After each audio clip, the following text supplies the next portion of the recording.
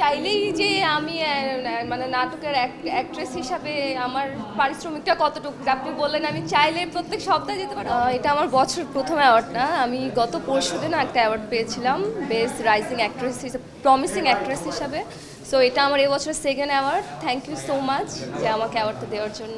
একদিন ব্যবধানে দুইটা অ্যাওয়ার্ড কেমন লাগছে? আমার তো খুব ভালো লাগছে, অ্যাওয়ার্ড পেতে কার না ভালো লাগে। সো আমার খুব ভালো লাগছে।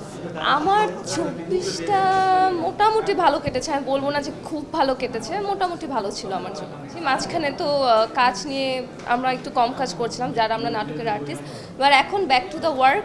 ইনশাল্লাহ 2025-এ আরও অনেক ভালো ভালো কাজ করব, দর্শকদের উপহার দিব, ডিফারেন্ট কাজ করব। 25 নিয়ে আমার আসলে অনেক বেশি পরিকল্পনা। আমি চাচ্ছি ছোট পর্দা থেকে যদি সব কিছু ঠিকঠাক থাকে বড় পর্দায় যাব, আপনারা জানতে পারবেন, ভালো কাজ করব।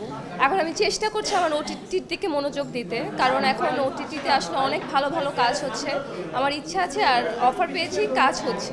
ভালোবাসা দিবস 14ই ফেব্রুয়ারি নিয়ে আমার পরিকল্পনা শুধু কাজ, বিকজ আমার পার্সোনালি আমার কোনো পরিকল্পনা নেই বা আমার কোনো প্ল্যান নেই। কাজ করব, ভ্যালেন্টাইন্স ডেতে আমার সুন্দর সুন্দর কাজ রিলিজ পাবে। এই তো ভালোবাসার সংজ্ঞা আমি যদি বলতে পারি, ভালোবাসা মানে হলো কষ্ট।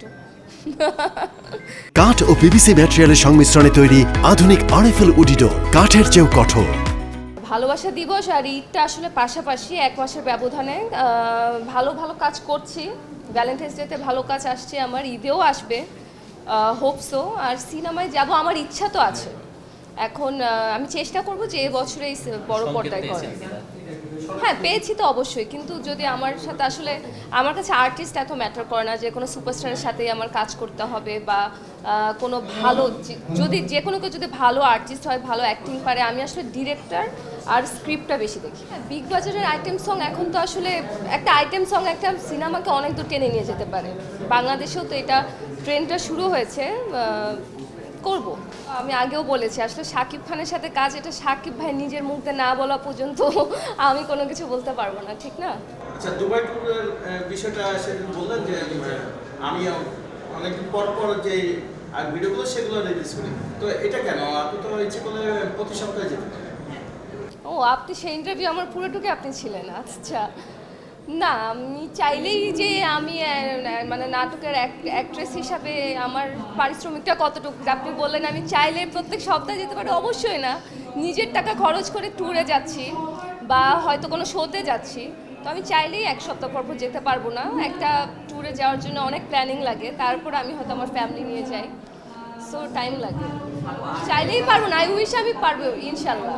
শাকিব খানকে নিয়ে তো আমি সবসময় সেদিনও বলেছি যে শাকিব খান তো আমাদের গর্ব। আমি তার সাথে যে পার্সোনালি কাজ করতে পারছি, আমি মানে নিজেকে সৌভাগ্যবান মনে করি। আর আমার আসলে হার্লিনের সাথে কাজ করে খুবই ভালো লাগছে, আর হার্লিনের সাথে আমি চাই আমার পথটা দীর্ঘ হোক।